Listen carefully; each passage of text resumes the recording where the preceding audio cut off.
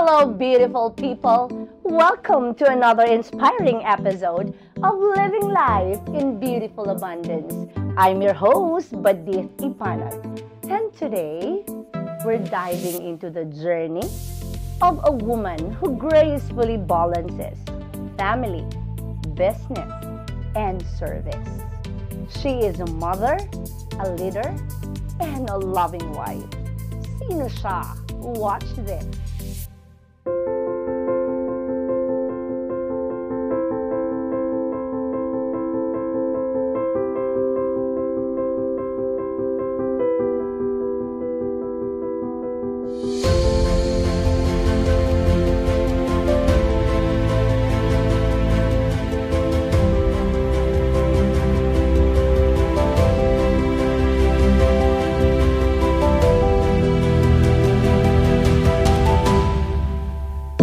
Welcome to Living Life in Beautiful Abundance. Of course, my beautiful guest for today, no other than Cherry Faye Alag. Mabuhay, ugmadayaw to everyone. I say this always, this is the day that the Lord has made. We rejoice and are glad. Maraming salamat, Badith, for inviting me to this amazing show of rejoicing and celebrating abundance and God's grace. Yeah, and of course, sis, I would like to thank you, no, for responding kaagad ng Yeah, aking invitation. My God, I'm so honored. Kay wa gyud ka nagduha-duha, sis. Niingon gud kag yes sa ako because I know for a fact that we have the same mission. Right. Of inspiring and motivating people. Doctor, the honor is mine. No? When you sent the invite, sabi ko, I have no reason not to support a woman who is equally inspiring. So now let's start with a light question muna, sis. Can you share with us how Cherry Faye Alag starts her day? Alright, ano ba sinisimula ng magandang umaga? Yes, magandang umaga because every day is a time, every day is a gift from God. So normally I would wake up around 5 to 6 because si Doc Bernie Alag, my husband, may pirting gwapuhang husband. Wow. Okay naman ako doon. Approve naman ako doon. No, approve ako doon. Kasi kaibigan batch. kayo. Kabatch kayo. He has a radio program from 6 a.m. to 8 a.m. So I help him out, make sure that he is fine. So in short, when he is out of the house, for the next 2 hours, I prepare myself. But in the preparation, I take time to have my what we call quiet time. It's my time with God because at the end of the day, parang the only thing that really sustains me is God's grace. So from there, starting it with my Lord first, and then the rest of the day, usually nakaplano na yan siya. From 6 to 8, 8 to 10. My life is, to a certain degree, needs a lot of planning because I have so many roles in my life, no? A wife, a mother, an entrepreneur. I also do volunteer in the community. I'm also the daughter of my very loving parents, among other things. And I also cherish friendships and the other relationships. So parang we've read the saying na if you the relationships you have, they're like a garden. No? Kailangang diligan so from that time it will to time. bloom. So that it will bloom. And I love that you seek first the kingdom of Amen. God. No? Alam mo, sister, i-share ko to because I don't know if many people know this. The first 2 hours of our day is very crucial. So what you listen, what you read, what you see, the first 2 hours will influence the rest of your day. Yeah. So I start my day, when I say spending time with God, it's not just reading the Bible, but it's listening to either Christian songs or replaying yung mga online service programs because they influence what I think and how I feel. So kapag sinimulan natin ng nega, first 2 hours of our day, likely the rest of your day will be like that. Kapag I find myself, getting out of what I think my life or how my day should be, is I remind myself I always have a choice. So yung mga tinatawag natin, yung inhale, exhale. Let's say you encounter something. Yeah. And instead of being carried away by whatever is naturally a reaction, parang tinatawag ko yun, inhale, exhale in your mind, and then choose to be more positive, choose the better thing, choose peace, no? Kaya yung mga fruits of the Holy Spirit, if you read it in the Bible, will really help you. Choose peace, love, kindness, and blessings follow. So sis, pag-usapan naman natin yung kabataan ni Cherry Yeah. Faye Al-Ag, no? What is like growing up, and what's your favorite childhood memory? I grew up in Mandug, no? Tawag na ako sa akong sarili o sa among mga taga Mandug, Batang Mandug. My parents bought a house there. My best childhood memories, I would say, I spent it in Samal Island. Kay taga Talikod Island ang ako ang mama diha sa Samal. And parang paano ko nung bata ako, timing ba, mura kay ate man ko. And I took my role as ate very seriously. Kay lagi ka boss, so akong mama ug papa, they reminded me growing up, the only thing that they can parang ipamana is education. So I took my studies seriously, sister. So kuan ko, diligent ko na bata. Maong nahimo kong scholar. I was a scholar at Philippine Science High School diri sa Mintal. I'm part of the first batch. Human, no? Kaya akong istorya sa kinabuhi study. Kay lagi bata ko na nagdako na my heart's desire was iahon nako sa kalisod ang amo ang pamilya. So then I got a scholarship for college at Ateneo de Manila University, full scholar. Maong bata pa lang ko, sayo ko na namulat ako ang pag-iisip kumbaga na dili mi daghan og kwarta, maong mutarong jud ko dapat og eskwela. So grateful ko sa scholarship, sister, or else dili ko makahuman. Mo na giniingon sis na train up a child the way he should go, and when he is old, he will not depart from it. So always, yan talagang always sinasabi ko sa anak ko. And I know for a fact, sis, no, na imuhang ginikanan, no? Labaw na ang imong inahan. Namuogid ang imuhang, kumbaga, your inspiration. Yes. And parang role model mo na despite the fact sa kapito sa kinabuhi, still, no, napaeskwela ka, napahuman ka. And then yung aking daddy.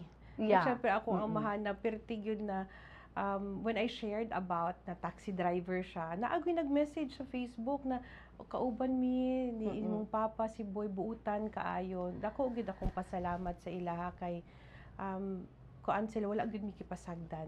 So that is why si Bernie Al-Ag, no, lang gyud ang imuhang one and only. Wala gay lain, no? Akong first ug last boyfriend. Yeah. Akong ex-boyfriends na karon kay asawa naman nako karon, no. So you and your husband Bernie, 'di ba? Che, you have this so-called such dynamic team in business. And of course in community service. Ano ba nagsimula ang journey ninyo together? Wow. Diba? Ano yung mga Kilig. kilig moment? Nauna may nagkaila ni Bernie when we were 14 years old, sister. So, he went to Toril Alliance Church. Ako taga Mandug Alliance Church. Nakita mi sa usa ka youth convention. Human, ingon siya, nagkidhat na daw ko sa iya tong una. Ko, excuse me, feeling kaayo ka. But si Doc Bernie tong una, kanang ko ana siya, kanang cute na bata, no, kay Chinito. Hindi alam mi parang hi hello kay 14 years old. Wala mi kabalo na pareho mi mag-eskwela o college sa Manila. So ang pinakaduol na simbahan sa Ateneo, dito po di ay nagpastor ang iyang brother-in-law kung asa siya nagpuyo. So magkanta mi sa choir together, praise and worship team, na suod jud mi tong college, pero wala pa mi nag-uyab adto kay ang akong mama, niingon siya, humanon sa nimang eskwela bago mag-uyab-uyab. So, naghulat po si Bernie. Buutan kaayo gyud siya. Naging kami after college. Pero, hindi li po dayon kay itong bata pa mi, si Bernie gyud, no, imuha man ang batchmate. Kuan siya, buutan, kanang joker, nagid ka, ay no dull moment, lingaw kay pero murag na ay kulang. Kung dili man ni siya bright, uy anak ko kay di man kakabalo kung bright ang tao sa inyohang panag-istorya lang. Pero short of long story, kay Doctor of Optometry man na iyang course, nag-board exam. Pagkagawa sa result, board top-notcher, number 7. Anak ko, Wow. sister, bright man dain siya, wala pa isa kasi mana. Gisugot na ni mo siya. Kami na. And the rest is history. So we were boyfriend-girlfriend for 4 years. And then in 2000, nag-asawa na kami. In terms of your community service, sis, no? Paano mo nag-jive ni, ni So timing Bernie? siya ba na si Bernie, bata pa lang po siya. Like, when he graduated in college, kabalo ka, siya ang nakadawat og Community Service Award. Kay in short, kay ang mga optometrist, no, doktor sa mata mo, community work mo na sa Pandakan, sa Tondo, siya ang pinakamasipag. So, siya ang nakakuha og award sa iyahang buong batch. So, naa na siya kasing-kasing to serve. And then ako, sa akong case, psychology akong nahuman. So, I've always enjoyed being with people. I study people, behaviors.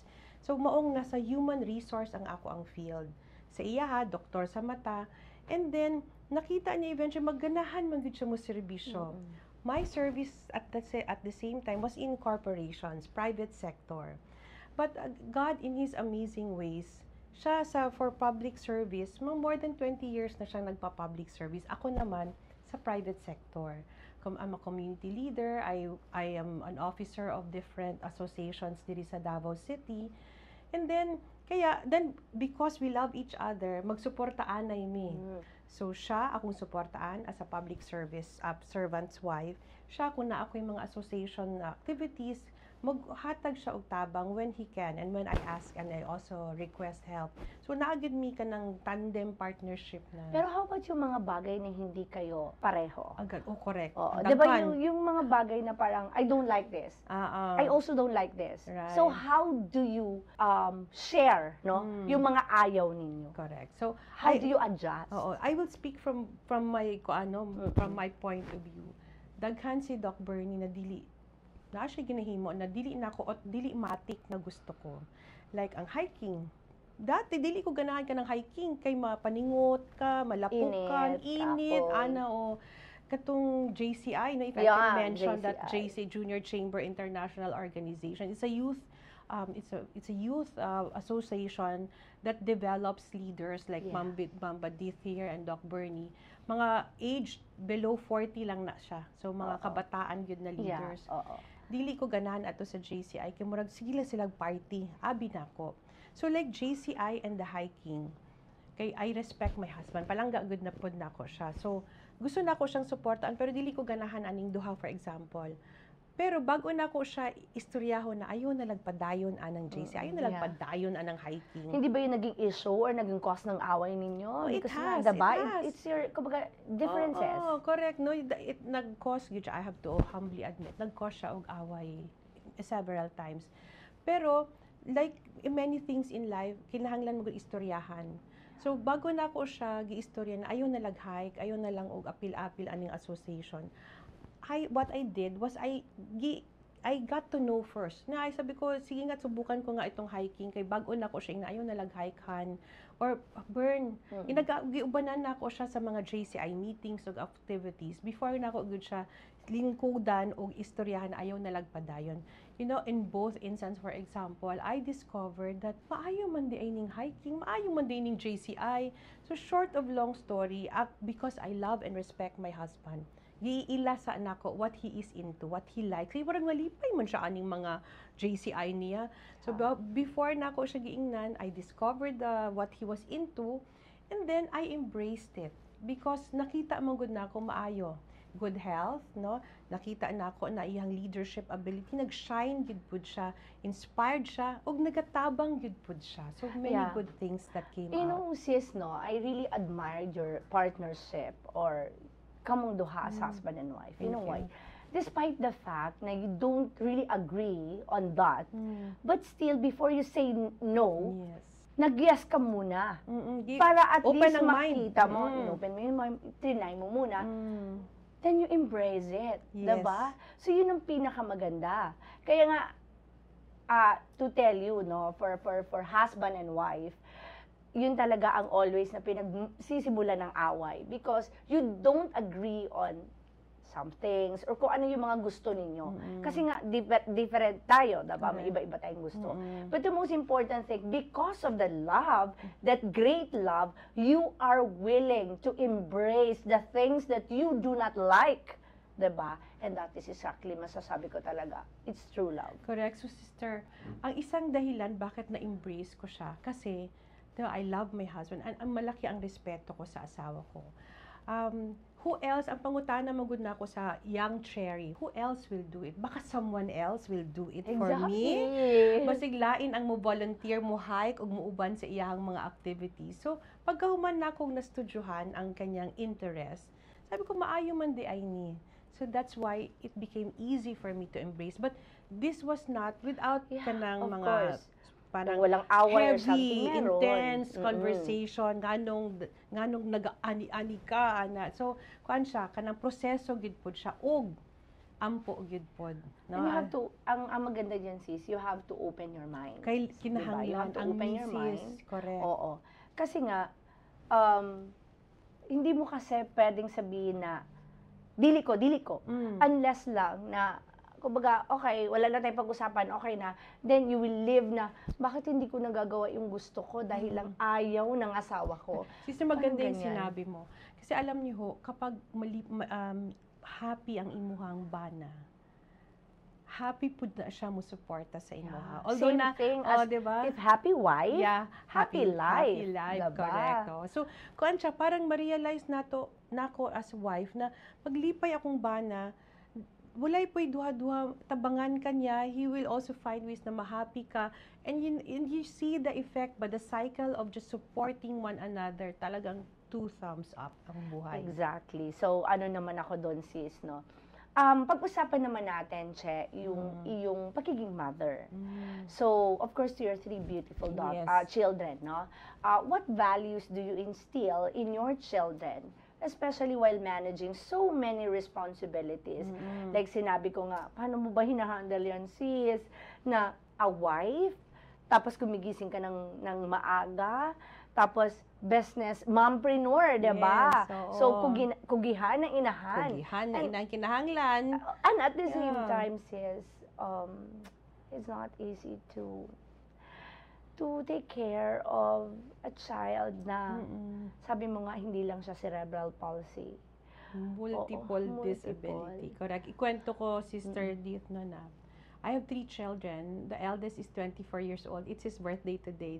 Happy birthday! Happy birthday, Kuya. So, si Kuya Josh is 24 years old, a second-year law student.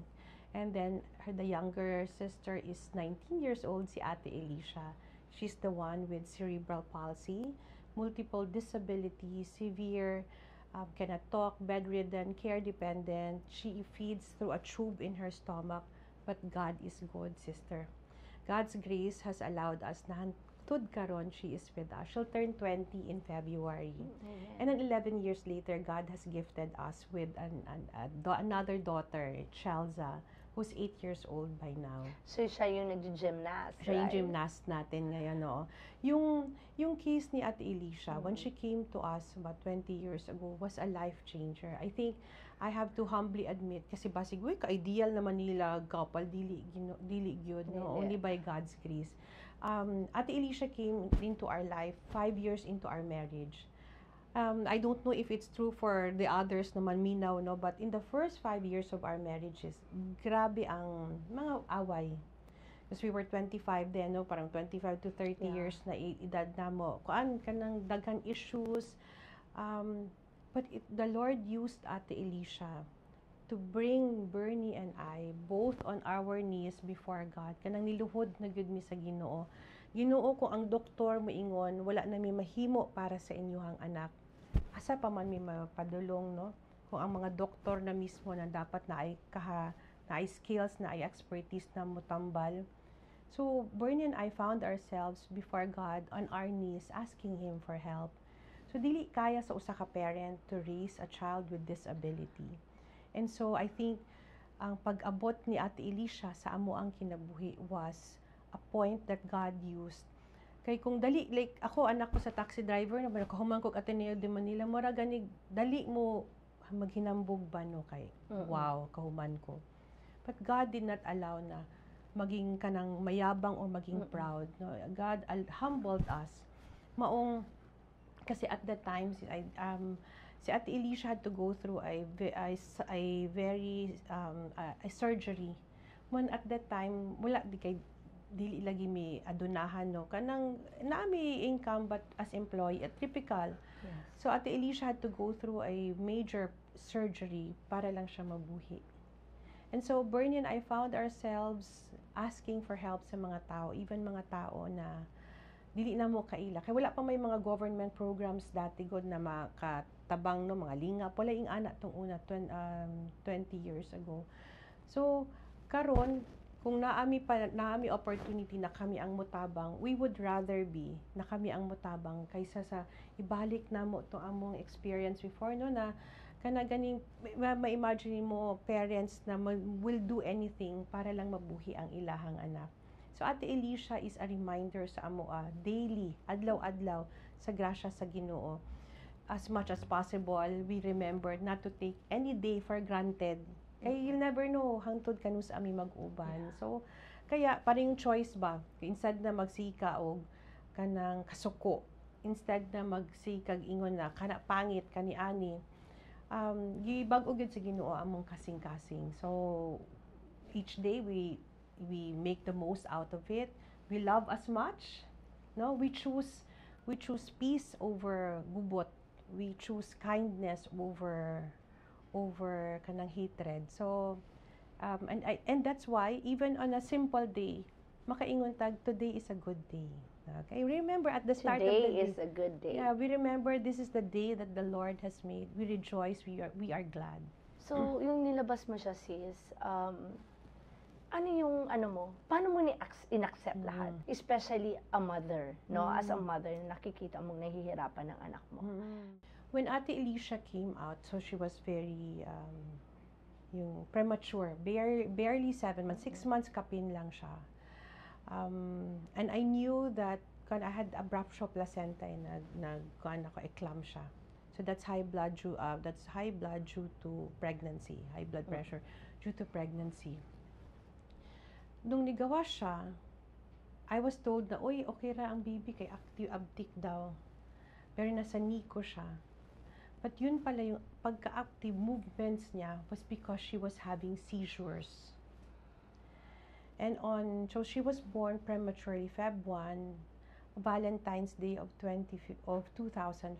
I received one of my most difficult news in my life. My daughter has cerebral palsy. Naabot ko sa punto na yung kanang dili na gani ka makahilak na. Wala na iluha, bisan mo hilak ka. That time too, nung naiskwento po ni Bernie, kanang when he found out that both kaming duha were in danger, kanang sa sobrang niya kakulba, nakasuka na gani siya, kanang because he didn't know, he had to sign waivers na papilion siya sa mama or ang iyang anak ba ang, so it's not an easy journey also. Pero sis, hindi ba sumagi sa isip mo na mas gustuhin ko pa na wala na lang siya kaysa sa binuhay ko siya na nakikita kong ganyan siya? Hindi. Not at all. Not at all. Sabi ko, Lord, binigay mo yung bata uli sa amin kasi when she came out, lifeless. Wala na siya ni ginhawa. Yeah. Oo. But na-revive siya at lumaban ang bata. Sabi ko, Lord, as long as you give me the strength, lalaban din ako para sa anak ko. At I'm just so blessed because si Bernie never left my side, no, hangtod karon.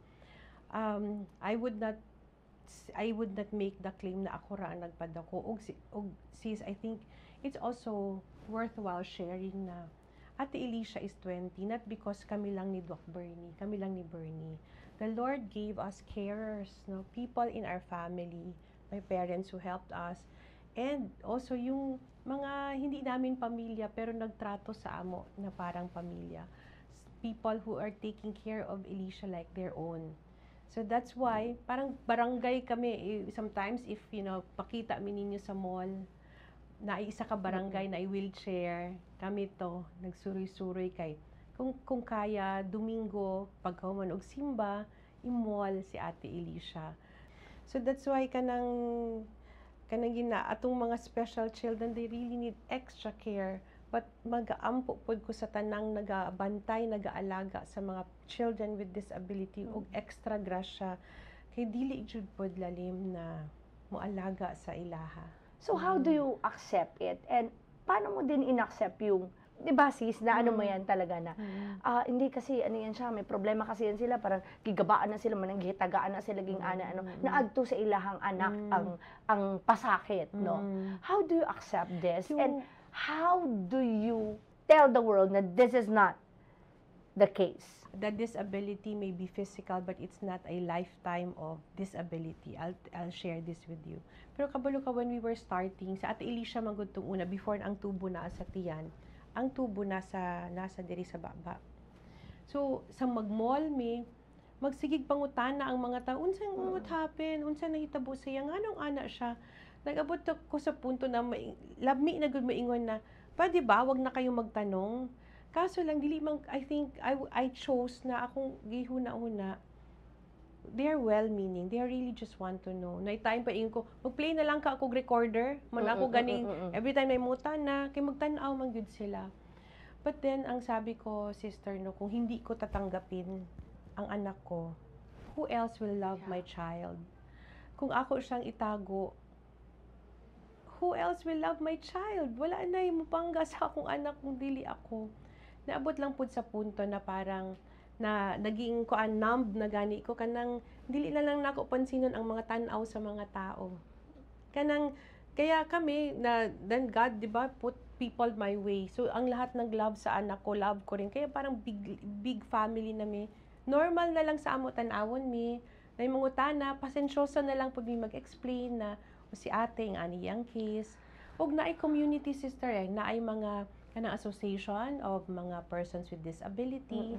We go with such families kay kung naay makasabot sa among sitwasyon, sila to. Oh. And kung when we have makatabang mi sa ilaha, we really do so kay 20 years old naman si ate. And I know sis na it's not really easy, no? Because this is what we call this is really mother's love. Na we mothers will really fight for our children no matter what. As in, kahit ano pa yung sitwasyon nila, ano pa din ang pwedeng maging sitwasyon natin, we have to really fight for them.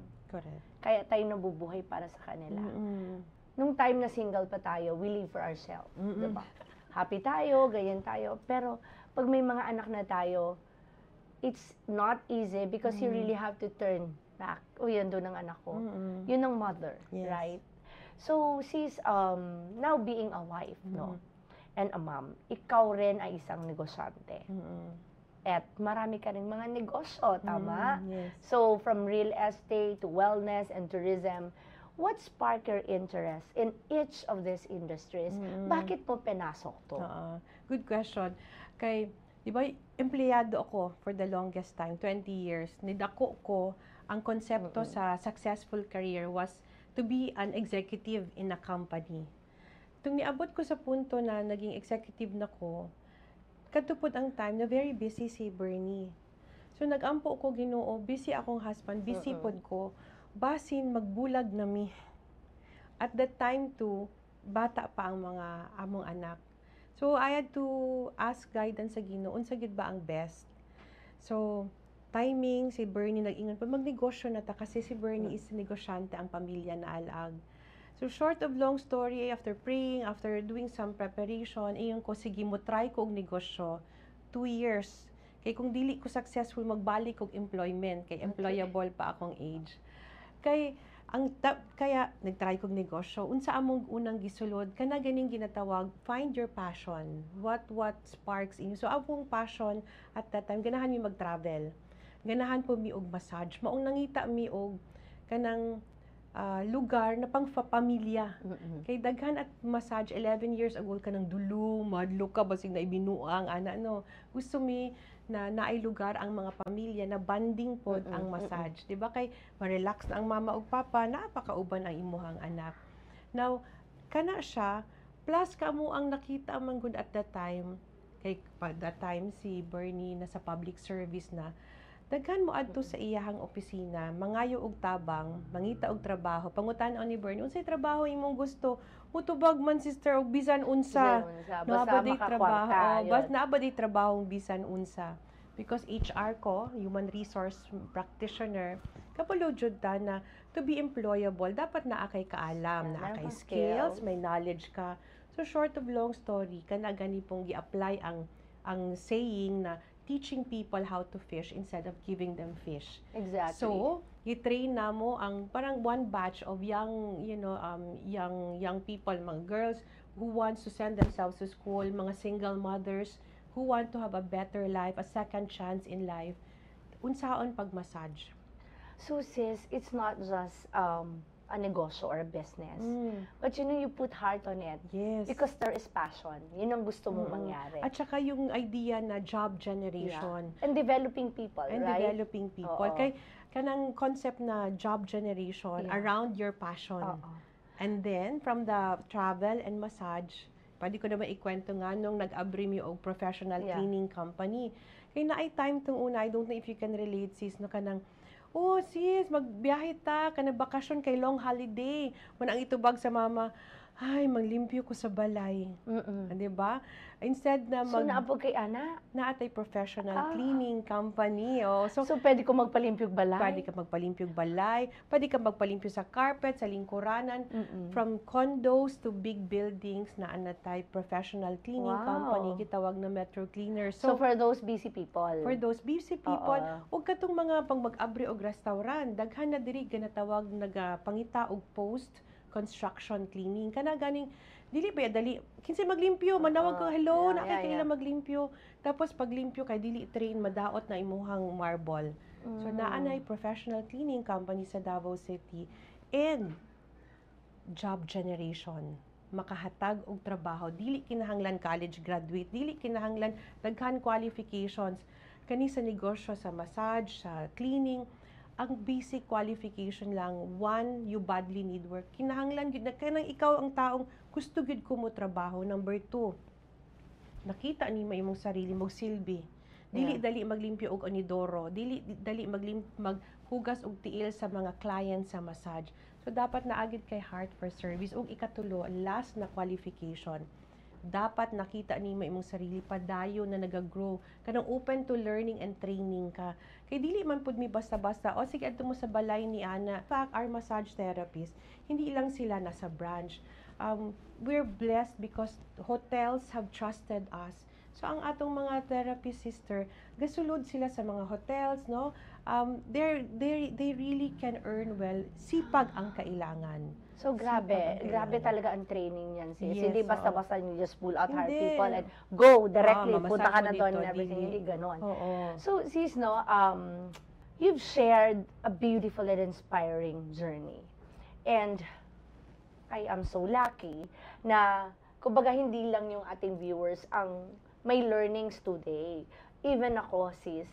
And it's so amazing how you juggle your role as a loving wife, as a dedicated mother, and of course, as a successful entrepreneur or mompreneur, kugihan na inahan.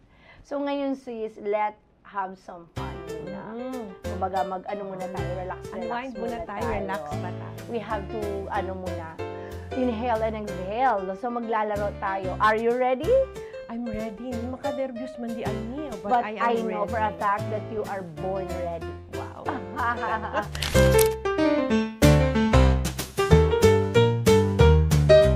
So, no, let's do fast talk, sis. No, I'm going to ask some quick fire questions and we want to hear first thing that comes to your mind. Okay. No overthinking. Okay. Just pure fun. I will do my best, no? Morning person or night person? Morning. Lights on or lights off? Off. Coffee or tea? Coffee. Shoes or bag? Shoes. Bernie or me time? Bernie, anytime. One thing you can live without in a busy day? Lipstick. Kaya pala yun talaga sabi mo sa akin pagdating mo. Mag-lipstick Sis, ako. bigat ba ako sa dagang kayong barangay? Pwede mag-lipstick sa. So If you could pick one superpower, what would it be? A heart that is full of love, unconditionally po. Kaya nga ang tao ba yan, challenging kaayo. So, Tama. akong pag-ampo na ako'y heart na mudawat sa tanan, magpangga sa tanan. Favorite way to unwind after a long day? Oh, videoke, kanta, bisan ako lang. If you could switch life to someone for one day, who would it be? Michelle Obama. Wow. The light we carry, we share the light to the rest of those people God sends our way. Can you sing one videoke song for us? Oh, can I sing my favorite song for Yeah. now? I like this song because it's the story of my life, goodness of God. And all my life you have been faithful. And all my life you have been so, so good. And every breath that I am able, oh, I will sing of the goodness of God. I like that. My goodness. So sis, one word to describe Cherry Faye Alag. One word to describe Cherry, nagrasyahan. Nagrasyahan. Sa Ginoo. I'm really who I am You're now. so blessed.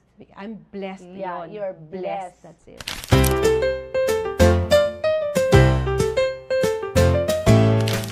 Thank you very much for that atong game, atong fast talk. I really love it. Dagan kong nabalaan mo, no? Thank you Although po. na mag-hi and hello lang tayo, minsan chika-chika ko na ganyan. So sis, now balik tayo with your beautifully abundant story. You're very active in social event here in Davao City. Sabi mo nga sa akin, naging tourism, president President of Oo. Davao Tourism Davao Association. Tourism. So, what role does community involvement play in your life? So, paano hinubog si Cherry, no? Ano yung greatest achievement mo na pwede mong i-align sa pagiging public servant mo? Kasi it's a different thing, private to public, Yes, right? oo. Okay. Ang role ng community, nakita ko, whether it be a family or business, dako siya. No, parang I think God created us to be in a community. So ako, I'm a member, I have been a supporter, and have become a leader in different community associations. Nagsugod ni siya back in for example, in Davao City Chamber of Commerce, 2005. So dito, parang at the time, ang tabang is sa negosyo. Now, I was an employee, a representative there, and then nakita na ako na kapag nagtinabangay ang mga tao, daghang maayo ang pwedeng himuon. Like we say as parents, to raise a child, you need a village to do it. And my daughter in gymnastics, dili siya makahimuana, the therapist of my second child, si Ate Elisha, si Kuya Joshua, dili na ako mapadako kung wala po yung community. So, ang tabang, I have learned so much in the community associations that I have been part of. When I was given the chance to lead, parang pay forward, kumbaga. Giving back. Giving back, oo. Kaya parang hindi naman pwedeng, hindi maganda sa buhay ang nakatanggap, to receive. Maganda po, maayo po sa kinabuhi, ang ikaw naman po ang pay forward or motabang. So, that has been a journey of my life the last 20 years na naging from employee to an employer. The success of our business nagsugod sa suporta sa pamilya ug mga amigo ug amiga, di ba? Yeah. Friends can make you rich. We believe in that. We believe, and that's why when we can help them also, we do the same. So we'd like to do this in the bigger community of Davao City, from just small associations to the rest of the city. Now, can we solve the problem alone? Dili po. That's why even in the government setup, daghan po ang dapat natong ibutang na leader. And I'd like to take this chance, because upcoming very, very soon, all of us will have to make decisions. My hope and prayer, Dith, is that we will put leaders na masipag, kanang mo trabaho, kanang nagmahal sa Ginoo, kanang kugihan. Kanina you asked me the question, what value do I impart to my children? My two children, they're 15 years apart, but I really just say the same thing. That, and which is, give your is to honor God. Na sa 8 years old, lahi siya pat ingani ang ibig sabihin. Honor God with what you do. Because the rest will follow. Exactly. So, dili na ko gaingon sa akong anak na, obey mommy and daddy. Wala na ko'y anak. I just say, honor the Lord in your life. Honor God in your life. And the rest will follow. And so far sa ako ang 24 years old na anak, kay basig maghatag paguglaing advice, pressure na kaayo, no? The children now, they have so many stressors, no? From social media to everything. So, akong anak na gamay na 8 years old, I just say, give it your best. Make Jesus happy. Make God happy. That's it. Yeah. Che, I believe na daghan sa mga super women nato, no, na out there, na na-inspire sa imuhang story and ug makarelate pod good sa imuhang story. Especially those balancing family and career. Manang ginaingon na girl power, no? So as we wrap up, unsa ang advice nimo or important lesson na mahatag nimo sa ilaha o sa ako apil ko? Thank you, Dit. Ang ako ang ikatambang, ika-share, ika-remind to our fellow mothers, no, is love the Lord God with all your heart, with all your mind, with all your soul, with all your being. Because the rest will follow. If we love God, we will love and respect our husbands despite dili ba sila perfect, just like we are not. We will remind our children to give their best for His glory. For our fellow workers, office mates, sa atong mga trabahante, we remind them also, give your best as if working for God and not for man. And when we do volunteer work in private sector, even in public service, when you love the Lord God with all your heart, you will give it your best for His glory. Amen. That's it. No, I love that. And of course, Che, no, I would like to thank you for this opportunity, for sharing your heart with us, your story, and of course, the power of resilience, faith, and love. So, anda ko gid dito ang pagsalig og gugma, Che, no? Kay Yes. mahimo gid nato ang tanan kung naatay pagsalig og gugma. Mo na ang pinaka-importante.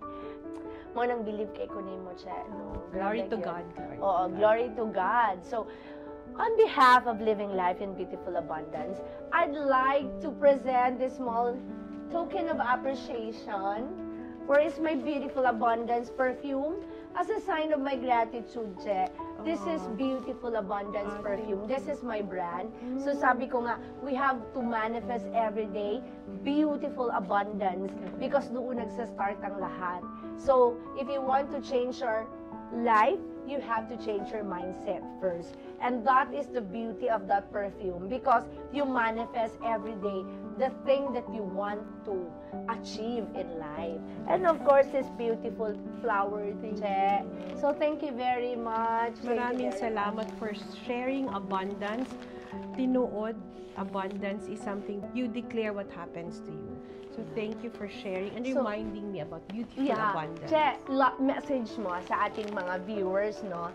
Ano yung message mo sa kanila? God makes a way when there seems to be no way.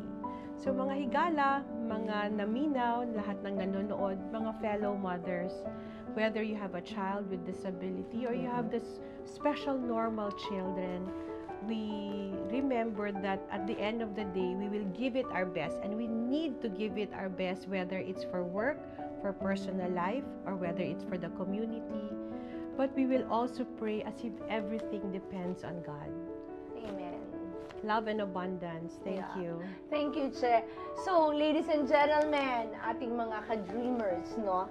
My beautiful, abundant dreamers, share this beautiful journey of family, business, and community is a powerful reminder of how love, determination, and resilience can shape not only our lives, but also those around us. Kaya kayo dyan na may beautifully abundant dreams, always remember that no matter the challenges life brings, you have the power to find beauty and abundance in every moment.